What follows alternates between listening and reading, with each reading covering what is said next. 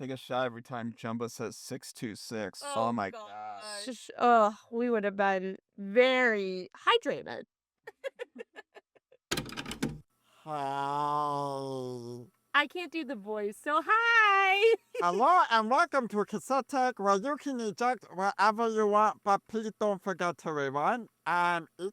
I'm so impressed right now. Like, beyond impressed. And that's Annmarie. Guys, Annmarie, what did we just go see? We just got out of seeing Lilo and Stitch, the 2025 remake. The live action remake everyone was asking for. When? I honestly, wait, like, not joking, I feel like people were asking for this to be live action, though. Right, but like... When? Like a actual, well done remake. Oh, we're jumping right in, aren't we? All right. Let's get into the good here. Let's get into good here, though. Lilo and Stitch, you know them. You love them. Honestly, yeah, like, I feel like most 90 kids grew up watching Lilo and Stitch. Yes, and I honestly, of course you got the aliens, the fun, the family, but, at the end of the day, we all had that heartfelt, feeling with Stitch that, really, like, Ohana means family, and family doesn't get left behind, and all that. And we all felt that emotionally. We all had excitement with all this Lilo and Stitch stuff growing up. We love it. You especially, because you love the second one, don't you? Well, I mean, I cry. It's the first movie I genuinely cried at. Lilo and Stitch got a glitch. Yeah, and if you've seen the movie towards the end without spoilers, you'll understand why. As a little kid, no, the first one though, absolutely. And then I grew up loving the TV show, Lilo and Stitch the series, and then the sequel with all the experiments. Like, I love this series so much. Stitch is one of my favorite characters of all time. And just again, it's such a great franchise. So, going into this live action, I kind of lied at the beginning here. I was also excited for a live action remake of this movie. Yeah. But it's just, my gosh, there's some good in this movie. I will say that. And I'm not going to go out of my way to tell people to not go see it. But it's just, those are glimmers of what could have been here. And it's a perfect example of a movie in which where rather than a exact beat for beat, which I'm not a big fan of with remakes, it's almost the exact opposite in the other direction, where it's like it changes too much for the worse. Yeah. It's so disappointing because our theater was packed. There were so many little kids there, so many adults too that grew up in this movie. I was super excited. This was the one Disney live action remake that I actually had really, really high hopes for. And guys, this might be clearly obvious, but the original is so much better. Oh, yes. And it's just so disappointing because I agree with you. I'm not a big fan of beat for beat remakes. I'm nervous about How to Train Your Dragon for that exact reason. I think Aladdin might be the best live action remake because it doesn't go beat to beat. But this movie, it really veers off the track, and we'll get into it, but oh man. Yeah, okay, but again, let's focus on the good here. Yeah. So some of the differences are, like, they do focus more on Lilo and Nani's story, more so than the alien side of things with Stitch and Jumba and Pleakley. And in this movie, honestly, I'm kind of glad they steered more so away from Jumba and Pleakley. Yes. And we'll get into that a little later. But, again, the Nani and Lilo stuff, I really did enjoy. I really did feel more so, well, actually maybe not more so, but, almost at that same level that the original was at in regards to their relationship, their dynamic. And I really like how they did explore it. It was a little different in regards to, a certain sequence of events, but it just really, it was still poignant, to where I could really get behind it and feel, for their family dynamic, their complicated, broken dynamic. I have to disagree with you, like, really heavily on this one, Really? actually. Yeah, no shade to either actress. They're both amazing in this role separately. Together, I didn't feel any emotion. I'll be totally honest. I think they really play on Nani and make her more like interesting in this movie. Like she has a career goal and she has like they just give her more stuff to do, but I am I just didn't feel their connection at all. I actually feel like they gave her less to do than the original because, Really? yeah, because she's already doing all these jobs and all that, and the original. But here, it's like, yeah, she's doing all these jobs, but they actually remove some jobs and then give those jobs to other new characters that are involved Mhm. in their relationship dynamic. And I'm not sure how I feel about that, especially since I don't consider this a spoiler because they don't mention him in the movie at all because he's not in the movie.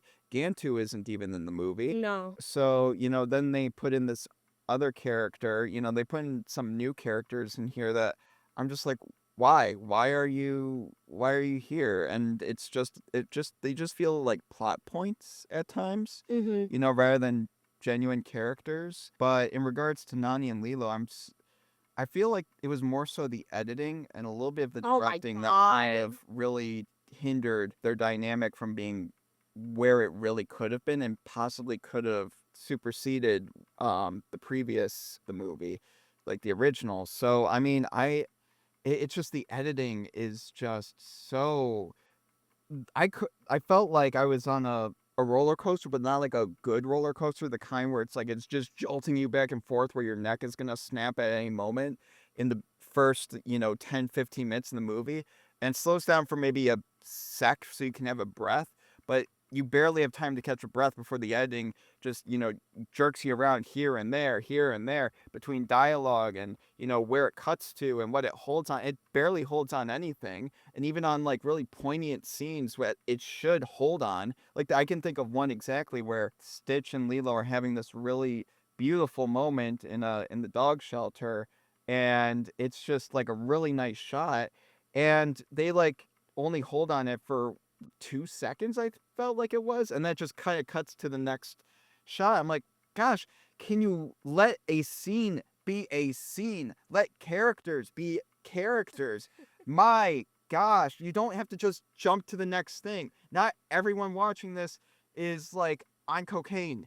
Like, come on. Well, honestly, like as a editor myself, this was really painful to get through.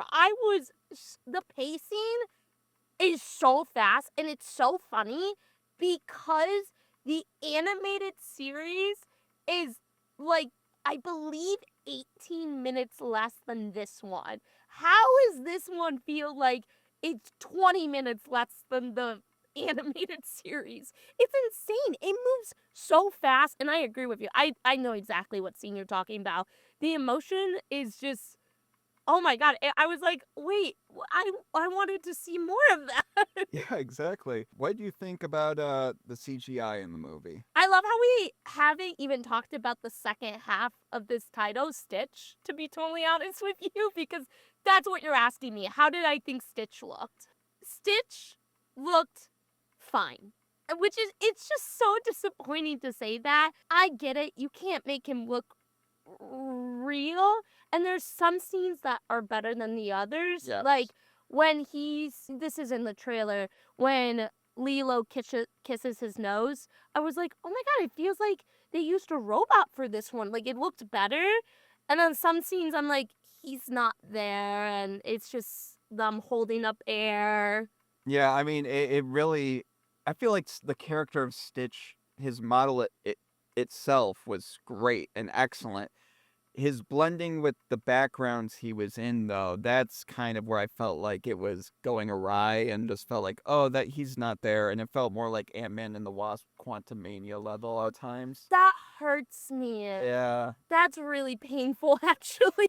Yeah, and gosh, not only just Stitch, and I honestly feel like Stitch is the best CGI out of the whole thing, Oh my god. but gosh, Pleakley and Jumba. Can we talk about Pleakley and Jumba for a bit? I want to talk about Pleakley and Jumba because They massacred our boys. what have they done to my boys? My boys. There's every time they were on scene, it was painfully unfunny. Okay, Zach Galifianakis, great actor. He's hilarious. You know, I think he's awesome. I have so much respect for that guy as like a comedian, as an actor. Why the hell was he cast as Jumba in Lilo and Stitch? Oh my god, his voice was the biggest problem for me. I could not get behind that character at all. And I get wanting to do it, different vision, and maybe some characters do turn out differently. And honestly, even for a little bit, even though I hate how slimy and like gross Pleakley looks, I could pass that. I can give that a pass. Mhm. But gosh, the voice that carries Jumba, what the hell were you thinking? That was a terrible decision. If that was to just, for the sake of putting a name in a movie, oh my gosh, like that was not worth it at all. I'm a big proponent that you can change stuff in a movie. I stand by that. I think you can change stuff, but there's just some stuff it, that can't be changed, and that was one of them. Yeah, I mean, you can get someone different for it. You can, but like at least try to make it seem like it doesn't have to be an imitation of what came before, but make it at least close to what the character was, I mean, could you imagine if Mario was, didn't sound anything like Mario? Like Chris Pratt, No, Chris Pratt kind of gave it some sort of like Brooklyn in there, he but tried to put a little Italian. yeah, like he kind of gave it something, but and that's me. If that was something like that, I would have been more okay with it. This was like completely in the other direction in regards to voice. It was just high pitched. It was annoying. It was like those mad scientists that aren't too reckless, but just are like annoyed with the world around them. And Jumba, I feel like, yeah, he kind of is that, but he's more so just like just hefty kind of, like why what is going on here, kind of thing, like, and just very very outgoing and assertive about everything. This guy just felt whiny. He felt very whiny and just like, and even at the end, I'm not gonna get into too much spoiler here, but just even at the end, it doesn't come full circle with the character. It doesn't like really give him his due. There's no compensation for it at all. Like it's just they're like, hey, Zach Galifianakis, be Zach Galifianakis and play this guy's voice. We'll pay you some money and call it a day. Yeah. I feel like we're poo-pooing on this so much, but it's very true. This movie really changes so much about the story, and the only times where I really felt emotion was when it was copying Lilo and Stitch, the original. Right. Which is so funny because I am not one that loves remakes that are beat to beat. And this one, I really think it should have stuck more closely. Like the ending of Lilo and Stitch animated, I get you have to change that, and we'll get into the ending of this one. But yeah, I felt nothing, which I feel so sad. Yeah, and I mean, sorry to stray away back to the emotion of it all, but going back to the voice acting, was it me or was the voice of Pleakley like too close to Stitch? Yes. It sounded like Stitch was talking like, Hey, I am Stitch. Ohana means family. and then Pleakley was talking like this. Hey, I'm Pleakley. I'm just like, what the hell? Like, gosh, and it's one thing if they're like in different scenes and all that. Like again, it's passable, but it's almost like the same thing like in what's it called? Snow White, the new Snow White, Mm-hmm. where, and I can't believe I'm comparing these two movies, but where you have these CGI dwarves and then you have someone with dwarfism right next to them in the same shot, and it's just like, why are you doing that? You're making the believability of this go down the tubes. And, I really hate, I agree with you. I hate how we're poo pooing on this movie, but when a movie takes us to the batting cages and it puts on the helmet not to hit, but be hit, I mean, like, I don't know what to tell you. Yeah, honestly. Oh man, there's just so much, and there's so much in spoilers I want to discuss, but I know some people are gonna love this movie, and I love that you love this movie.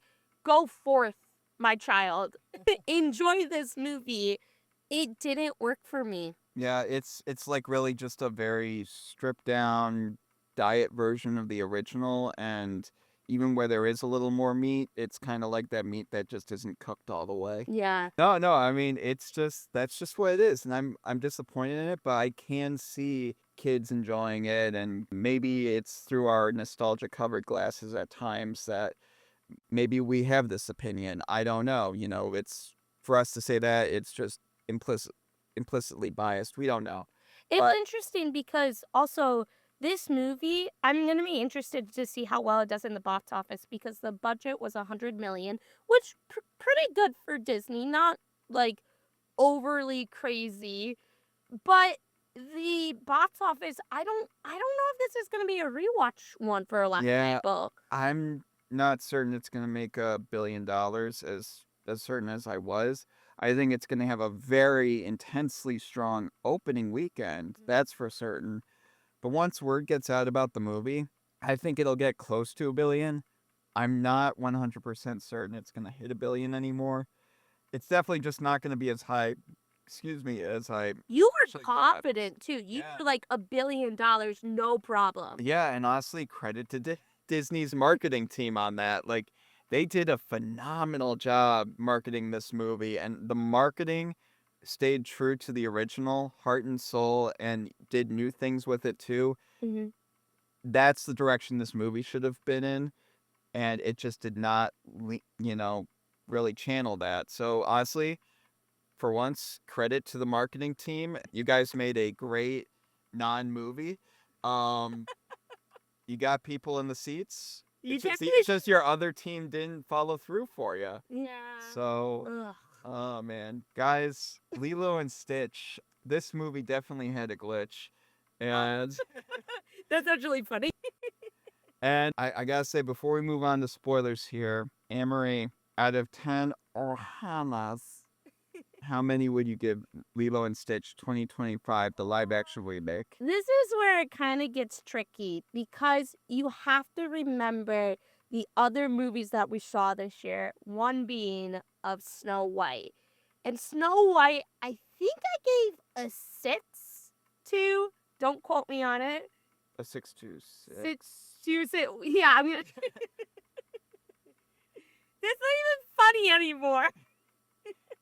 Take a shot every time Jumba says 626. Oh my gosh. We would have been very hydrated. I gotta give this movie a 6. Yeah, I'm gonna say it. I'm gonna give it a 6. Where it's not the worst Disney live action remake, it definitely is a stab in the heart. And I think it's just because my expectations were so high for it. Which, again, my fault. I should have had my expectations as high as I did. But when you have a great team behind you, have these amazing actresses, and are recreating a beloved movie from my childhood, and you don't make the mark, I'm going to give you what you deserve, and that's a 6. And there is some heartfelt moments, but it only did well when I was copying the original. I have to give it a 5. Whoa! I did not like I was watching this movie, and again there were little glimmers of like, oh, I like that. That's a nice difference. I like what they did here. Wow.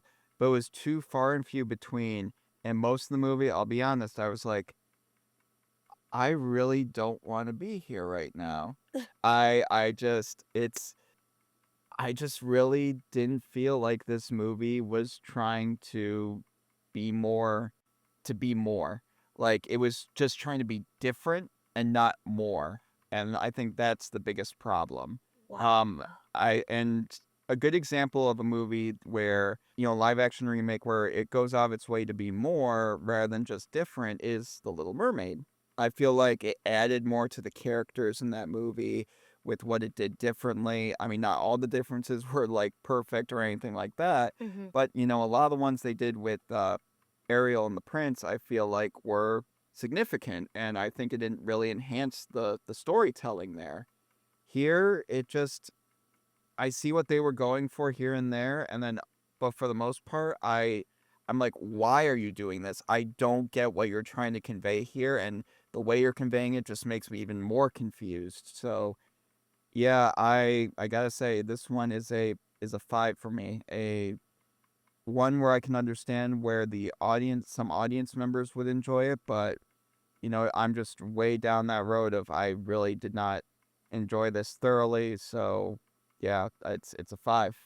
Can't put it above anything above the median. Wow. Gosh, my heart kind of breaks for you a little bit. Yeah.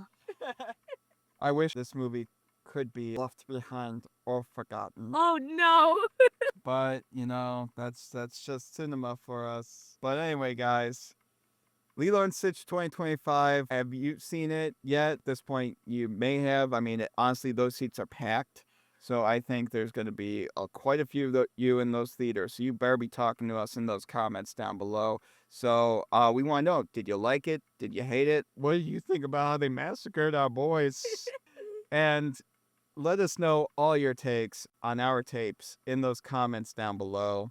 And with that, Annmarie, I think we should get into some spoiler time. Let's do it. All right, so guys, if you have not seen Lilo and Stitch 2025, that's up to you. You can leave if you want, but I would recommend seeing the movie first if you're gonna go on spoilers. If you don't, I'm gonna call you out on it till you die. So I mean, whatever. We're moving on to spoilers. Oh man. Okay, so where do we start? They changed Nani where they give her kind of a backstory of she wanted to go into marine biology, and I thought it was a good change. I thought it was something that added to her character that I didn't hate. But then, like, I'm sorry, in the original, she's such a good sister. And even though they fight, it's fine. But in this one, she like ignores Lilo. And I kept thinking about that. I was like, oh my gosh. I mean, from my perspective at times, I felt like while I do think she was a better sister in the, original, Mm. I think here, like, it was more of a realistic take. I could understand that dynamic and relationship about like that translating in this way where it seems like it's ignoring Lilo, and that I think that's just how it translates, especially in the modern day. Just it comes off more as she's annoyed and seems like ignoring, and I think we're supposed to get that perspective, to kind of see what Lilo is feeling. So I do give them a little more credit there than you do, but I do also see your reasoning as to why one would surpass the other here. I would agree, but they're at the end, so it follows like beat to beat like the original story. So Nani decides, hey, I can't do this. Lilo, you're gonna have to move out, basically. And I just didn't feel any emotion. Like, they were just both like, oh, okay, like, why didn't we decide this? I just couldn't believe it. And as someone who has a big sister, I think that's why I related to Lilo and Stitch so much, because my sister is a, much older than me, and I could see that relationship in Nani and Lilo.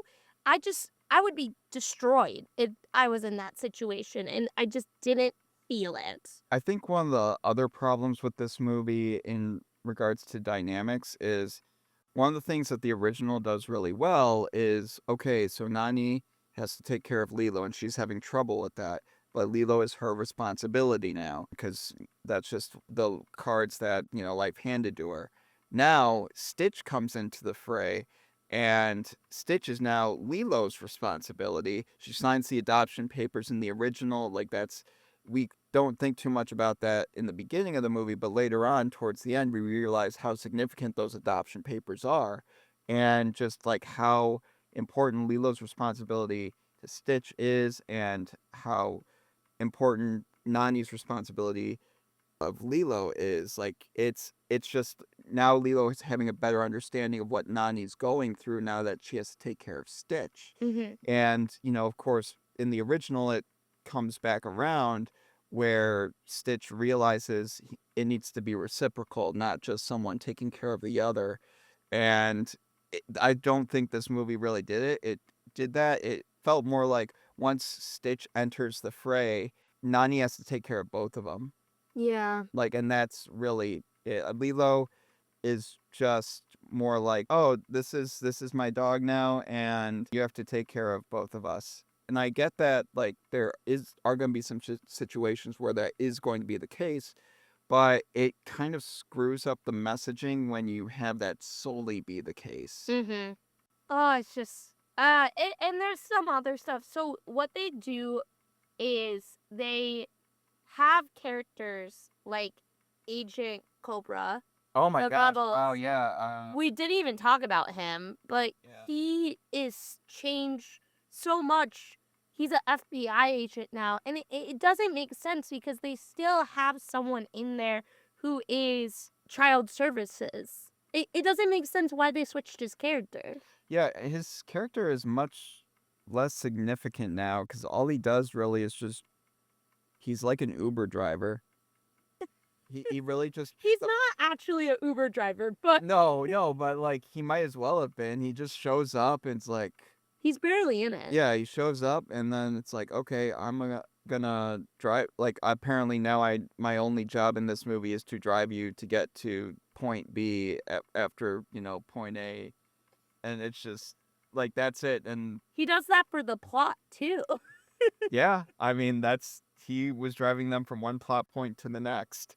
It's just interesting why they would do that because they still have a child services character in there. Yeah. The woman now, but why would they change that? Like I don't get that change. Like it's not smart. It doesn't add anything to the story. Yeah, if anything, it takes away from the character that they still put into the movie. It's one thing if they like replaced him fully and she was still, Bubbles, which by the way, that was so silly how they introduced his character where they said his full name.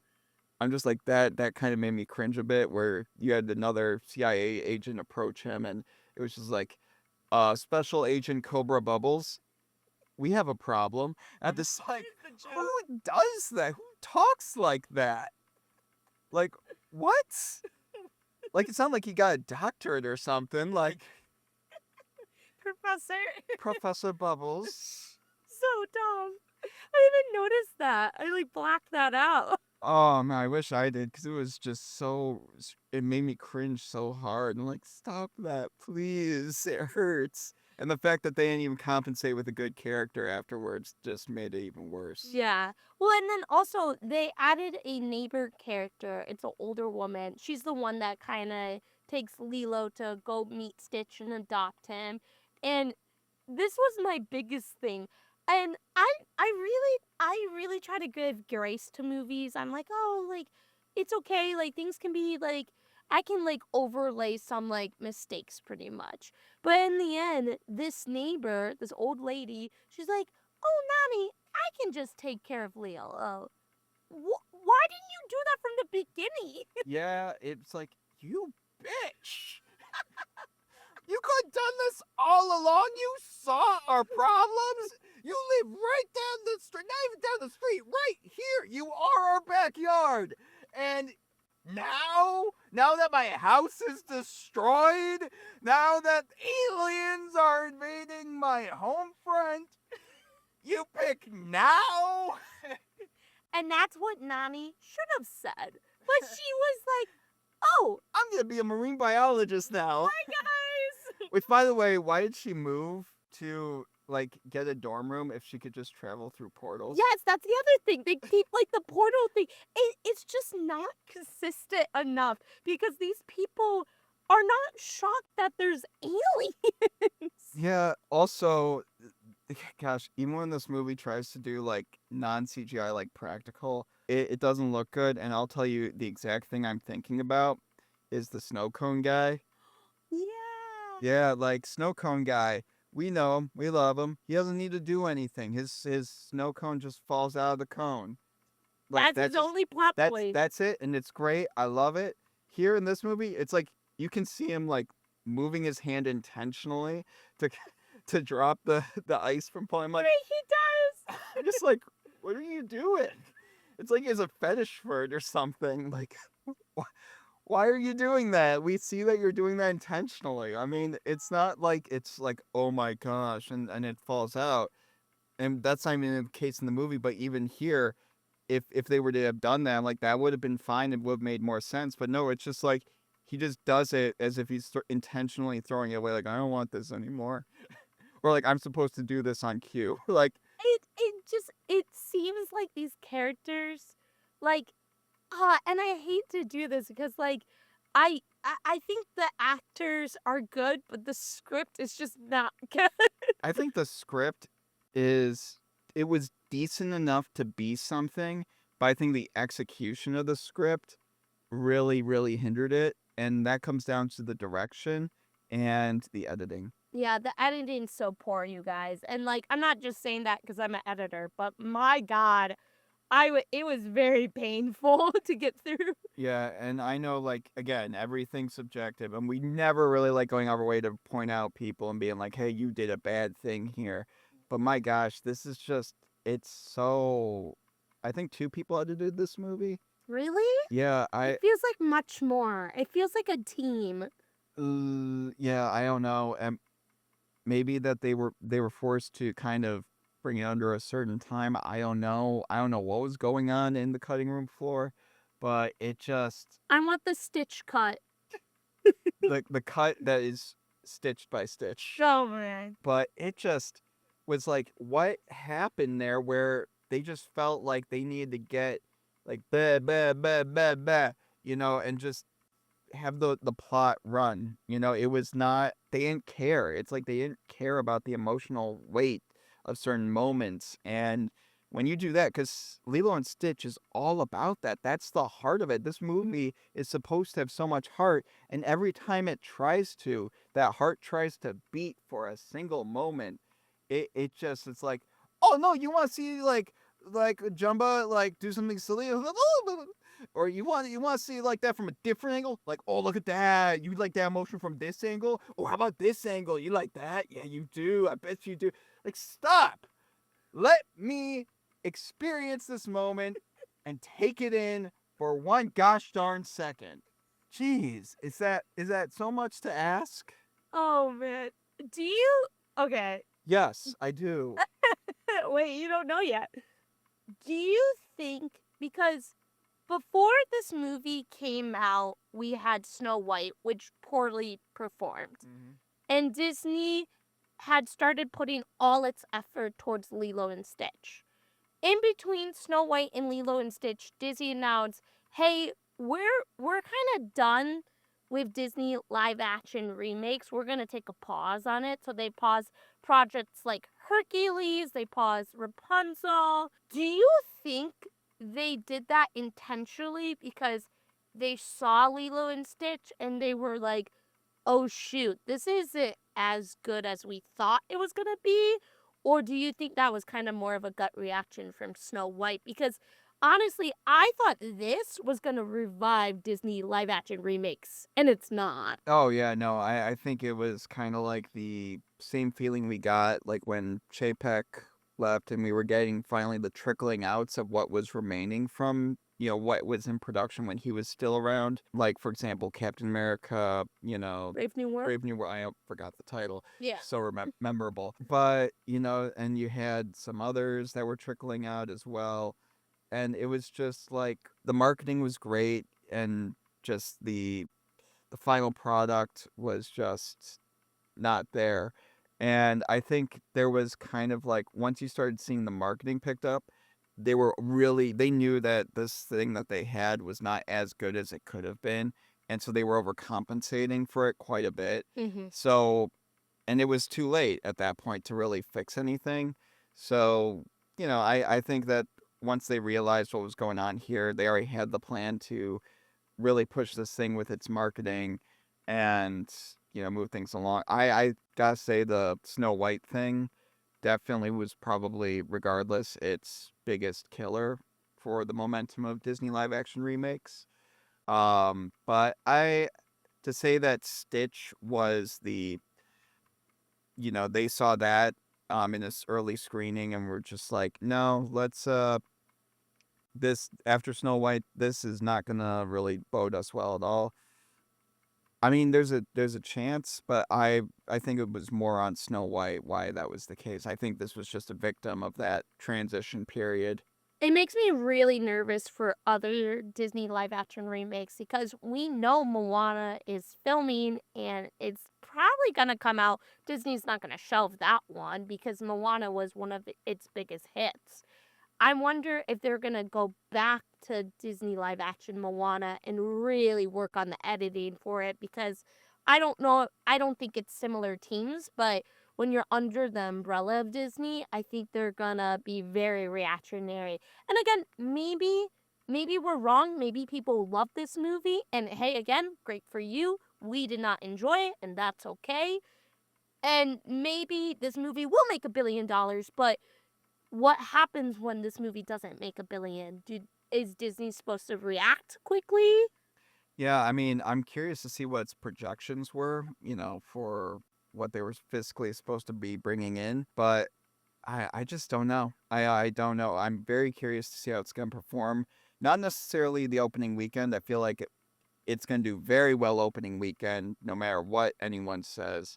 But as the weeks go on, there's obviously going to be a trickle down, but it's just a matter of at what rate. So I'm very curious to see how that runs its course. Oh man, this just makes me more nervous for How to Train Your Dragon. To be totally honest with you, Different company though, thank but God. we'll see what they do. Again, I just hope that's not the other way around, where it's like too much of a beat for beat remake, where it's again the exact same thing, which the director himself kind of implied it was, but I don't know. We'll have to see how it all plays out in this live action, absolutely wring your IP till it's dry kind of world we're in right now. Seriously, yeah. So, but Annmarie, I think that about does it. Ah, man, you guys, I'm sorry. I really wanted this one to be good. Yeah, guys, Lilo and Stitch 2025 live action remake. Jumba and Pleakley, terrible. They're terrible in this movie. Copa Bravo's Terrible. Random Granny, terrible, and kind of an asshole now that we all think about it. But guys, it has its moments. So if you did enjoy it, I can understand why. But regardless, we want to hear your thoughts on it all. Good, bad, ugly, CGI mess. Jumba, Pleakley's skin. Um, I mean, whatever you're thinking, let us know your takes on our tapes in those comments down below. And with that, Annmarie, that truly, I think, about does it. Let's wrap it. All right, guys. So thank you for joining us on this episode of Cassette Take. And quick thing before we go, we hit 150 subscribers since our last podcast here on Cassette Take. And we would just want to, quickly thank you guys again for supporting us, sticking around, and hearing two imbeciles like us talk about movies and TV and entertainment at large. We love y'all, and we always want to hear from you guys. And without you, we wouldn't be doing what we're doing. So, I mean, hey, we appreciate y'all and love y'all. Thank you. But guys, thank you for joining us on this episode of Cassette Take. Oh God. I'll just doing the Stitch voice. It might come out easier. Yeah, maybe. Guys, thank you for joining us on this episode of Cassette Tech. We hope you haven't enjoyed thus far into the podcast. But whether you have or haven't, please don't forget to rewind. I'm Ethan. I'm still impressed, Annmarie.